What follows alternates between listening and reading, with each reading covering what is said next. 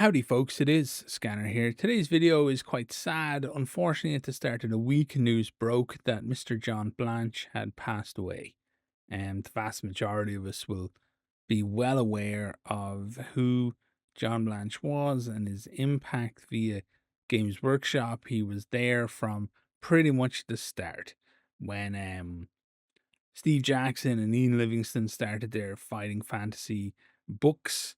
He was illustrator, and he would become a art director at Games Workshop, and he would help to develop this grimdark style that became such an important part of the company, and for many of us, the cornerstone of how everything was supposed to feel in those worlds, in the worlds of Warhammer and Wartime and 40K and all this kind of stuff.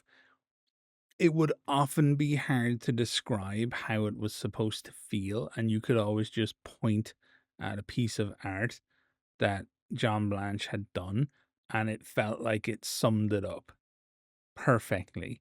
And the messiness and the chaotic nature of it, and the intense gothic baroqueness of everything was just perfect, and it fit so excellently into the imaginations of young people who were like primed for almost an act of creative rebellion against the incredibly strict lines of illustration in the 80s and as we came into the early 90s, and then it was just like boom, look at this riot of color and shape, and it was incredible.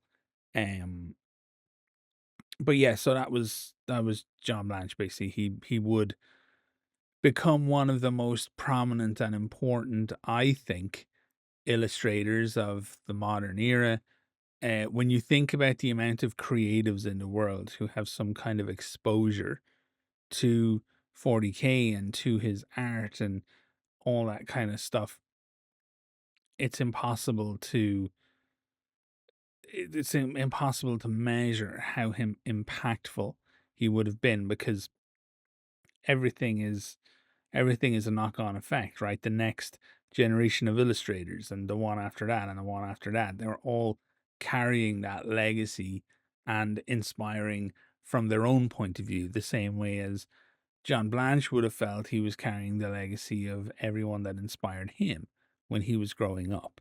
That, I think, is the most important aspect of all of this, that there's two ways to react to the passing of somebody like this. I think a very natural way is to be sad and to feel empathy for the family and the friends and the colleagues who have worked with him for so long, and to cherish the impact that the work had on you and the positives that it would have brought to your life.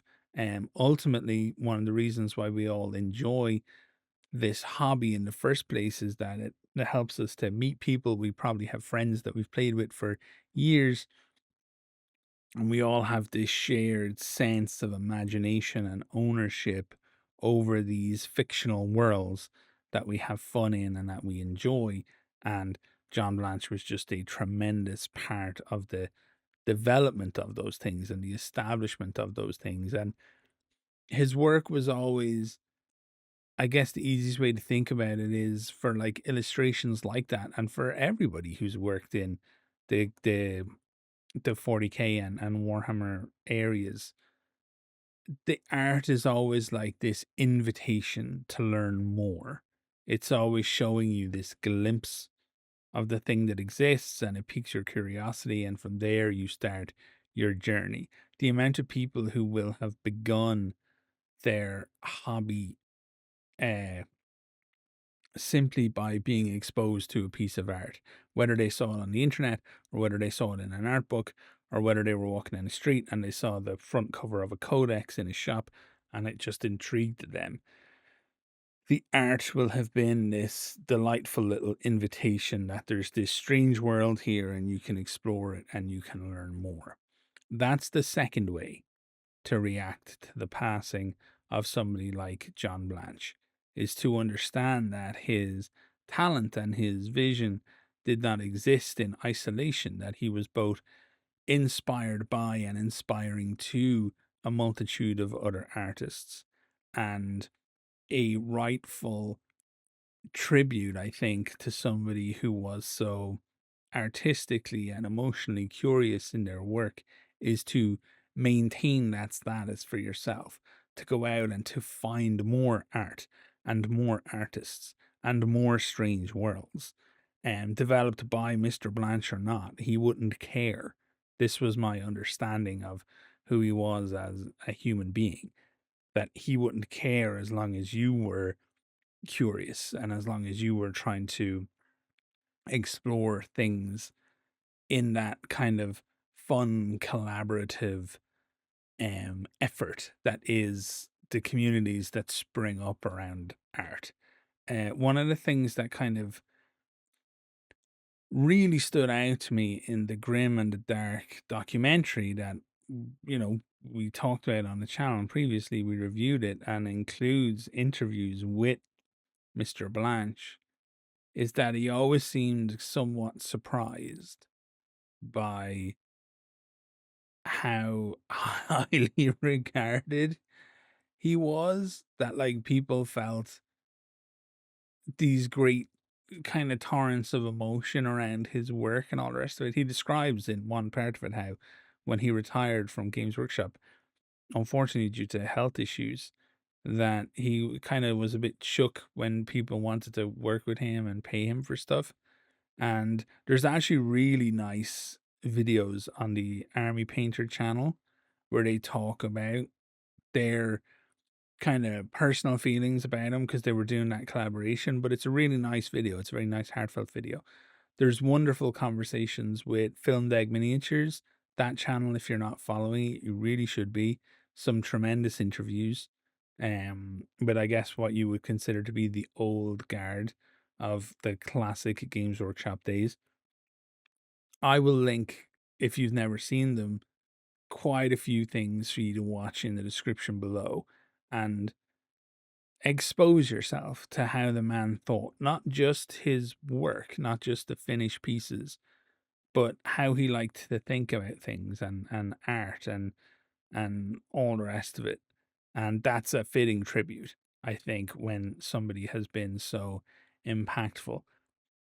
It's perfectly fine to be sad, and it makes tremendous sense to be sad. And I've noticed that in the modern age, not to sound judgmental or anything like that, but I've noticed that people kind of struggle to understand when the thing that they're experiencing is grief, because they feel like, oh, if I didn't know the person, how would you feel grief?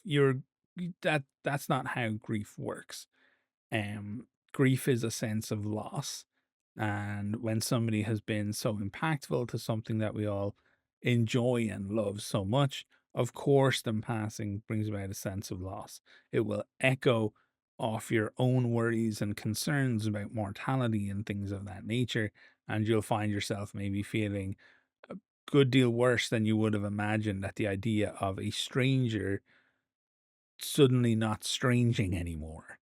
Um, so yeah, just a terribly sad time. I think something that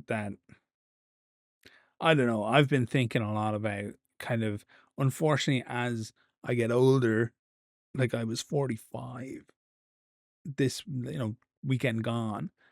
And as you get older, the most important and impactful people in your life that you'll never have met but will have written songs or made films or written books or produced art or made games or uttered thoughts politically or culturally or socially that were important to you and shaped you as a human being, there'll be less of them over time. And you'll find yourself out there feeling a little bit more and more on your own. Um, if you really want to know what I feel, if you're lucky enough to have living grandparents, talk to them about it.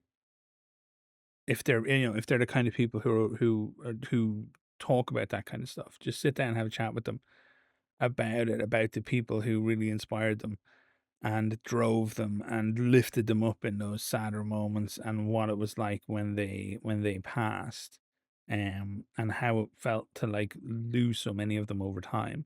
It doesn't have to be a morbid conversation, not necessarily. It can just be a, you should be able to talk about this, you should be able to approach these topics with seriousness and gravitas, but not necessarily sadness. It's just it's a part of the journey. So yeah, that, I mean, I'm just rambling now, I think, because it's hard to figure out what to say in these situations. But overall, I think like most people, I'm just really gonna miss. I'm gonna miss knowing that this creative mind was out there doing things that like I would never have the vision to do. That was inspiring. And it was cool, to be honest, towards the end, because I would see pieces of art that one of my childhood heroes have done before they were seen by very many people at all. And that felt pretty groovy and pretty cool. And it was an honor to see it before, the big kind of let's go public with this particular piece of art moments. And it was just, it was fun. It was very inspiring.